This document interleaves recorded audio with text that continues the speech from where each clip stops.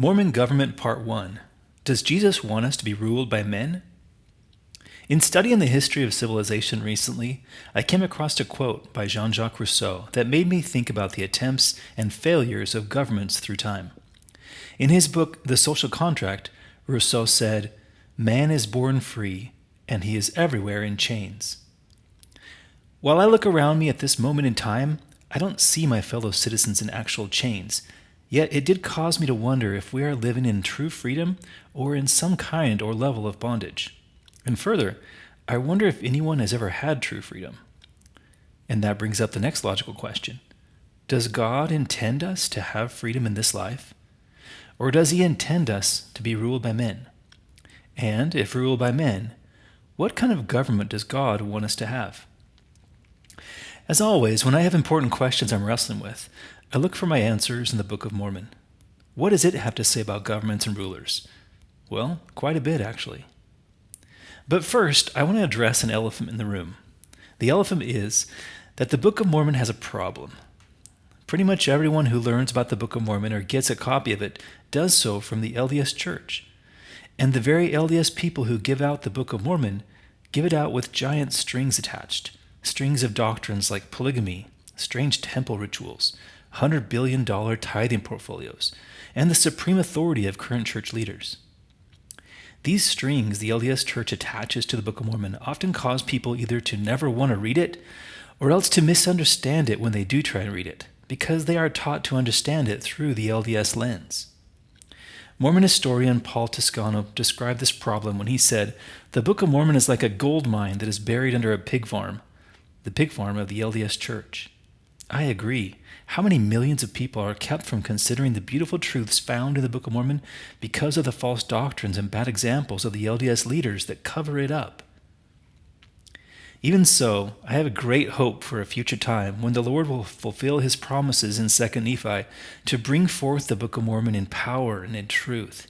At that day, I think many people will finally have a chance to consider what the book is actually saying. And in that vein, I want to do a thought experiment today. I want to imagine a future time when someone steps off a spaceship from Mars, knowing nothing of the LDS Church, the Bible, our political landscape, and that person is given a Book of Mormon and asked to read it and decide what is the best form of government based only on what the book itself teaches and shows. I've been trying to do just that in my personal studies, and I want to try to synthesize some of my findings and understandings in a couple of videos. To begin, as I read the Book of Mormon both closely and from a zoomed-out perspective, I see that it has so much to say on the effectiveness and the iniquities of different forms of government. So what is the Lord trying to teach me about government with this book? What does it say about politics and societies today and in the future? And most importantly, what does it teach about how Christ's kingdom might work, both on earth and in heaven? Part of the answer, I believe, comes from one of the major themes and patterns in the Book of Mormon, and it goes something like this. First, a group of people is led by the Lord to escape a bad situation.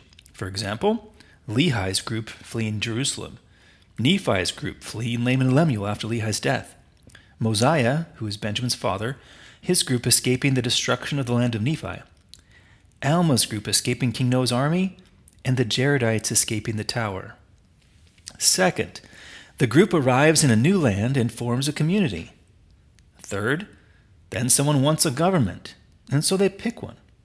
And here are some of the types of governments that are formed in the Book of Mormon.